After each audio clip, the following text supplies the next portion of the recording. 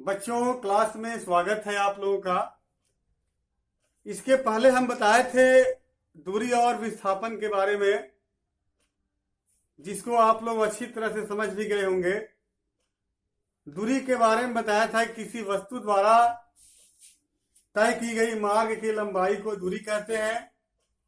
विस्थापन किसी भी वस्तु की प्रारंभिक स्थिति और अंतिम स्थिति के बीच की न्यूनतम दूरी को विस्थापन कहते हैं। तो आपको बताया था मैं पहले भी कि ये जो दूरी है और ये जो विस्थापन है, इसमें एक चीज का ध्यान दीजिएगा। दूरी कभी भी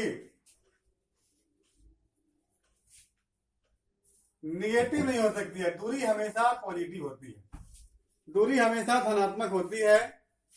जबकि विस्थापन जीरो भी हो सकता है, प्लस भी हो सकता है, माइनस भी हो सकता है। इसी क्रम में मैंने बताया था कि दूरी और विस्थापन एक ऐसी चीज होती है, जैसे ये घर है और घर से हमें जाना है स्कूल में, ये स्कूल है। तो दूरी क्या होती है कि टेढ़े मेढ़े रास्ते से चल करके जाते हैं, और विस्थापन बिल्कुल सीधा जाते हैं, सरल रेखा में, कम से कम दूरी, न्यूनतम दूरी। तो इस प्रकार से आप समझ गए होंगे। अब यदि हम दूरी के साथ में समय को लेकर परिभाषित करें, जैसे दूरी के साथ में समय को लेकर परिभाषित करें और विस्थापन के साथ समय को लेके परिभाषित करें, तो ये बन जाएगा चाल और वेग। चाल में दूरी और समय आएगा, वेग में विस्थापन और समय आएगा। जैसे मैं कहूं कि चाल क्या है, स्पीड क्या है। एकांक समय में किसी भी गतिमान वस्तु द्वारा एकांक समय, एकांक मतलब एक निश्चित एकांक समय में चली गई दूरी को चाल कहते हैं। अब वेग एकांक समय में तय की गई विस्थापन को वेग कहते हैं। आपने क्या देखा, यहां पे चली गई दूरी है और यहां पे चली गई विस्थापन है। तो चाल बराबर दूरी बटे समय और वेग बराबर विस्थापन बटे समय।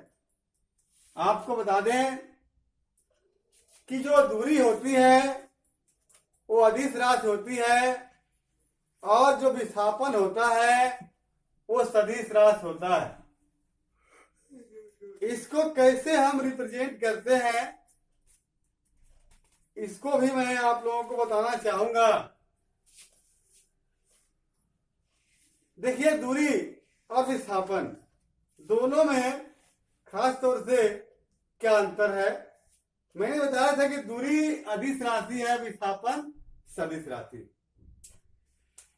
इसी चीज को मैं, जैसे यहाँ पे चाल बराबर दूरी बटे समय, चाल को भी कहते हैं, दूरी को एस कहते हैं, समय को टी कहते हैं। तो v बराबर एस बाई टी। यही चीज यदि यहां पे आ जाएगा, v बराबर delta S by delta T, और v के ऊपर क्या लग गया, एरो। तो ये क्या हो गया, एरो का मतलब ये वेक्टर क्वांटिटी है, सदिश राशि है। और यहीं पे देखिए आप कैसे पहचानेंगे कि भैया ये कौन सदिश है कौन अदिश है। जिसके ऊपर एरो लगा रहे, समझ लीजिए वेक्टर क्वांटिटी है, सदिश राशि है, और जिसके ऊपर एरो नहीं लगा है वो अदिश राशि है। तो इस प्रकार से आप समझ गए होंगे कि चाल और वेग में क्या अंतर है। आपको बता दूं, चाल का मात्रक मीटर प्रति सेकंड होता है और वेग का मात्रक भी मीटर प्रति सेकंड होता है। दोनों का जो मात्रक होता है बिल्कुल सेम होता है, बिल्कुल बराबर होता है। मात्रक दोनों का बराबर होता है। परिभाषा में थोड़ा सा अंतर है। एकांक समय में चली गई दूरी को यदि दूरी आएगा तो चाल हो गया, और एकांक समय में तय की गई विस्थापन को तो वेग हो गया। तो इस चीज को बहुत ध्यान से समझना है। आगे है, मैं आपको बताना चाहूंगा कि दूरी और विस्थापन में सबसे बड़ी चीज ये होती है कि दूरी कभी ऋणात्मक नहीं होती है, दूरी हमेशा धनात्मक होती है। और विस्थापन ऋणात्मक भी हो सकता है, धनात्मक भी हो सकता है, और जीरो भी हो सकता है। जीरो कैसे होगा? मैं कहूं कि देखिए, इसको हमने ऊपर फेंका फिर इसे रोक लिया, मतलब ये जहां से वस्तु ऊपर गई और फिर आई, तो यहां से चली है ऊपर, यहां से चली है, मान लेते हैं कि ये ऊपर गई है 5 सेंटीमीटर, और फिर यहां से फिर नीचे आई 5 सेंटीमीटर। तो कुल दूरी कितना हो जाएगा बेटा? 5 और 5 10 सेंटीमीटर।